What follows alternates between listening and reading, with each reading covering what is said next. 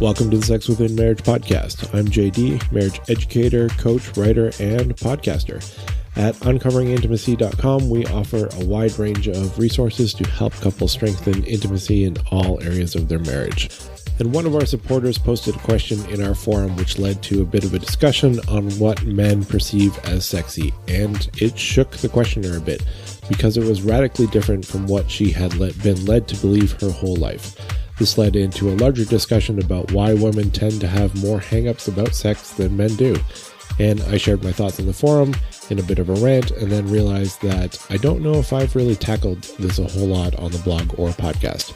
If I have, it's been a few years, so it's time for a refresher for the new people at least. And if you've been listening for a while, maybe this will tie a whole bunch of things together for you. So I'm going to try to make it a little less ranty and a little bit more coherent and see if maybe I can teach some other wives and women out there a bit about what many men think regarding sex, in the hopes that it might help some marriages, present or future.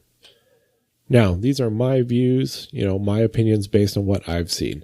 I'll invite the men to join in the comment section on the blog post for this podcast to let me know if the views are shared. There's a link to it in the show notes if you want to do so. That said, I've talked to a lot of husbands and wives, and I think that this, while not quite universal, is extremely common. So let's talk about how men and women view sexuality differently. In my experience, while men certainly have their struggles, they tend not to disconnect from their sexual part of themselves when they do.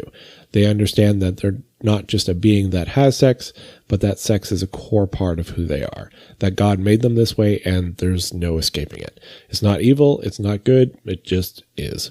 What you do with it is evil or good. Women, on the other hand, I feel are often at odds with their sexuality. They see it as something they do, maybe something they have, but it's not a core part of them. It's more like a part they'd rather keep on the shelf and pull out when it's appropriate or necessary, or even better, both.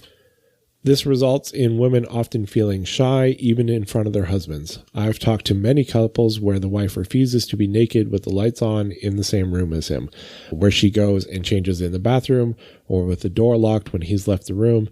I've had many men nearly in tears saying that they've been married for a decade, 2 decades or more, and he's still never seen her naked, or has only seen her naked a handful of times. Now, those are some of the more severe cases, but in a lot more moderate and common ones, nudity may be okay for brief periods. Perhaps she'll change in front of her husband, but she'll do it as quickly as possible.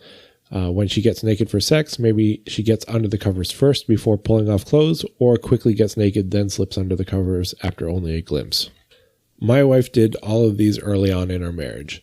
It's as if she was ashamed of her naked body, and I know she was. And granted, she has had a bit more weight on her than she wanted to for most of our marriage, but whatever she was overweight by, I generally doubled it or more. So why is she plagued with this while I am perfectly comfortable being naked around her? And why is this experience fairly common in marriages? What causes this, and what can we do about it? Now, what I hear from a lot of people is that it's simply hormonal. There's a good reason people believe that, is because hormones can mask this. You may find that the wife of a couple suddenly loses a lot of her inhibitions near when she ovulates in her cycle due to a change in hormones. Some women experience similar losses of inhibitions during pregnancy, others when they hit their mid-30s, when there's another shift. A rare few again during pre- or post-menopause, though most experience less arousal then. A much larger group that shows hormones change things are those on hormone replacement therapy. That is, they're taking hormones that they didn't produce in the form of shots, pellets, or creams. Depending on the dosage and their hormone levels, this can make a huge difference.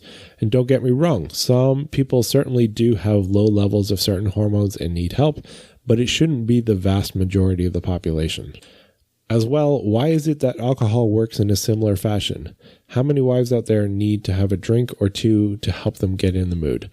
Alcohol doesn't increase your sex drive. In fact, while alcohol tends to make you feel more in the mood, objectively, it actually lowers sexual response. What alcohol does do is inhibit feelings of guilt, shame, and decision-making skills. In short, it gets in the way of your brain assessing whether or not you should have sex.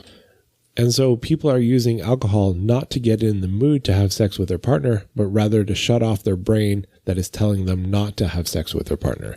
In marriage, this is a bit of a problem because if you need to shut off part of your brain in order to have sex with your spouse, then there is a part of your brain that is malfunctioning. It is your beliefs, not your hormones. So where do these beliefs come from? And I'm not the type to go around blaming Satan for everything that goes wrong. We're plenty evil by ourselves. But in this case, I honestly believe that this is his plan because it's too ubiquitous. We see the teachings that lead to this coming from both our secular media as well as our churches. And whenever they agree on something, we should be suspicious. Now, they go about it from different angles, but I think they start from the same core. They come from Greek Gnostic dualism, particularly the idea that the world is to split into two things, the spiritual and the material. This teaching tells people that anything physical is bad and worthless, while the spiritual is pure and priceless. Unfortunately, much of Christianity has adopted this and woven it into their doctrine. This is where we get the false teaching that you have a soul rather than the biblical teaching that we are a soul. Greek dualism would teach that our pure and good soul is imprisoned in a sinful body. The Bible tells us that without a body, we are not a soul, and that we were created with perfect bodies. It is not till after the fall that they were corrupted. This theology leads to the belief that sex is a necessary evil, which the church held as doctrine for many centuries. And while most denominations no longer preach this explicitly, I'd say about half of the wives that I talk to on this topic still believe that to be true, despite knowing that the first commandment God ever gave was to have sex, to be fruitful and multiply, and nowhere did he rescind that order. Churches often also errantly teach that childbirth was a result of the fall rather than pain during childbirth as the curse giving. If you've been taught that childbirth is a curse, then it stands to reason that pregnancy and thus sex are also a curse, despite the Bible repeatedly telling us not only to have sex as married couples, but also that children are a blessing, not a curse. As I often say, children will destroy your life in the best possible way. On the secular side, they take a slightly different route. Because the material realm doesn't matter, only your mind, then it doesn't matter what you do with your body. Media tells women that they might as well use sex to get what they want because it doesn't matter anyways, and it's not really a part of you. After all, you're your mind, not your body, so do whatever you want with your body. It doesn't matter. Hold it over men as a weapon or as a bargaining chip. It's a commodity to be leveraged and traded. Whether they come from the stance that yourself is the most important, so do with what you want with your body, or that people only want you for your body and don't value your mind, either way it sends the same message, that you and your body, that you and sex are separate things. These days, this is getting pushed even further with transgenderism ideology that tells us that your mind tells you what gender you are, not your body, because your body is worthless, and that it's what your mind thinks that dictates the true reality. This is a direct modern interpretation of Greek dualism, and now it's extending beyond just gender. People now believe that they can be cats. As long as you don't believe you can be a different race, it seems that anything goes. So both secular media teachings and mainstream Christianity are teaching the same thing, that your body and your soul are separate things, so why would you feel that you're a sexual being? And so it's no wonder if you don't feel like an integrated person, that sex is awkward and embarrassing, that you have to shut down part of your brain to have sex, that when you do let go and enjoy yourself, the next morning maybe you're embarrassed at what you've done sexually with your own spouse because your brain aroused is different than your brain unaroused. And you may retroactively reevaluate things. It's not unheard of for women to go from begging for something in the bedroom at night to blaming their husband for doing the thing they were begging for the night before. And this is what happens when you have a self that's not integrated. You become in conflict with yourself when it's in different states. And I think we have to stop blaming men for all of this. Now, I'll admit, in the past, men certainly contributed to this. The church that corrupted these teachings were led by men. The media outlets that pushed these teachings of the sexual revolution were men. It was men that named in Latin women's genitalia after the root word of shame. But these were centuries ago in a lot of cases and generations ago in others. When I talk to men today, they don't hold these views. Yes, there are some holdouts, but by and large, most men, at least those that you're going to end up married to these days, don't objectify women as much as women objectify women. We see our wives as sexual beings, not just a body that happens to have a person in it. In fact, we tend to focus more on the person as a whole rather than the body. We don't care if you wear heels or flats. Many of us prefer our wives without makeup on rather than with. We love you in yoga pants or sweats and t-shirts. We don't care what you smell like. We like how you smell without perfume, actually. We don't care if you've had a shower recently. We don't care what color your hair is. We don't notice how long your eyelashes are. We don't care about your fingernails being painted. Jewelry is just something that gets snagged and tangled on and costs a lot of money for some stuff that they find in the dirt. Gold and diamonds, outside of industrial uses, are only valuable because, frankly, women accepted that they are usually. It's not usually men buying them unless they're buying them for women. And it tends to be that the wives get upset that their husbands don't notice physical things. New haircuts, new clothes, new shoes, new accessories. What men will notice more is a change in who you are as a person, a change in your personality, behavior, or attitude. Why? I'd argue because most husbands care more about who you are than what you look like.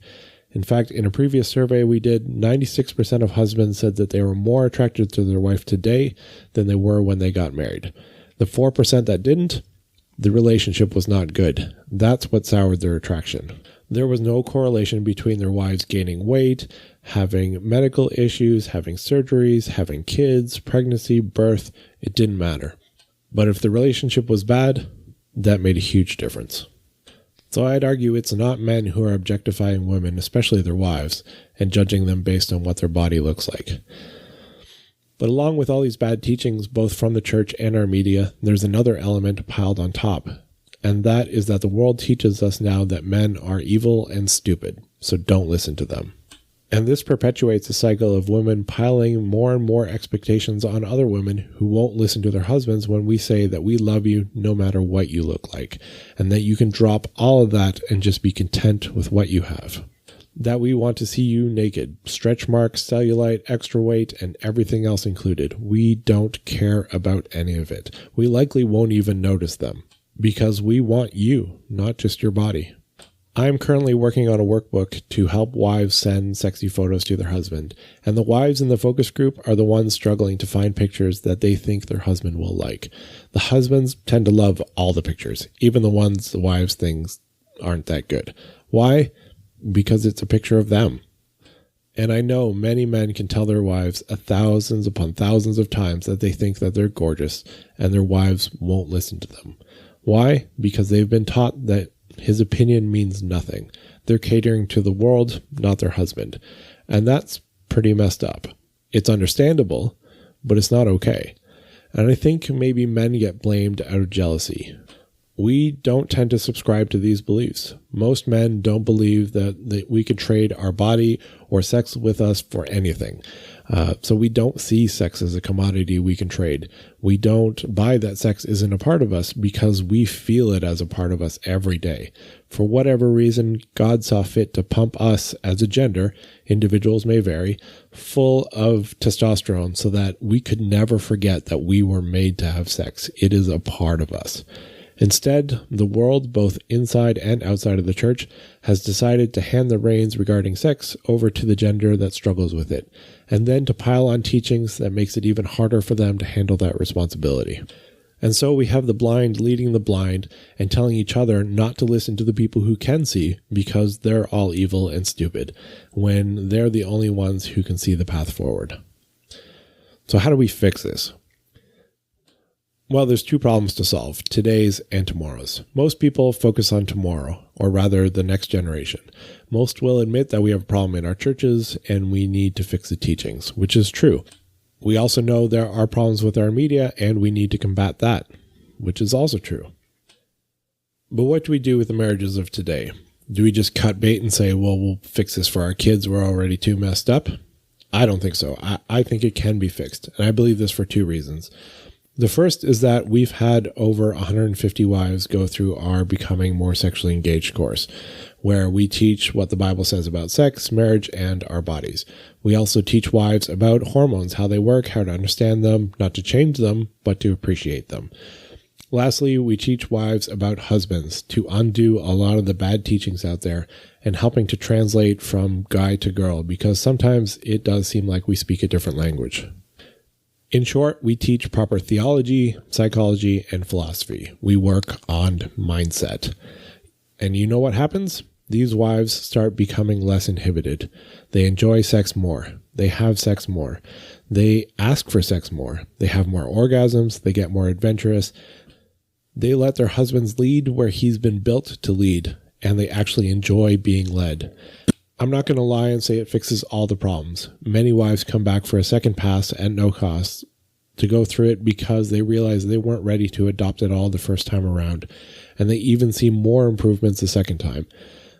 But even that is just a start. It begins the journey. Most people can't throw away a lifetime of indoctrination overnight, especially when they're being taught it both from church and the world. My wife helped me write the course nearly a decade ago, and we've recently made some massive breakthroughs in this area in our own marriage.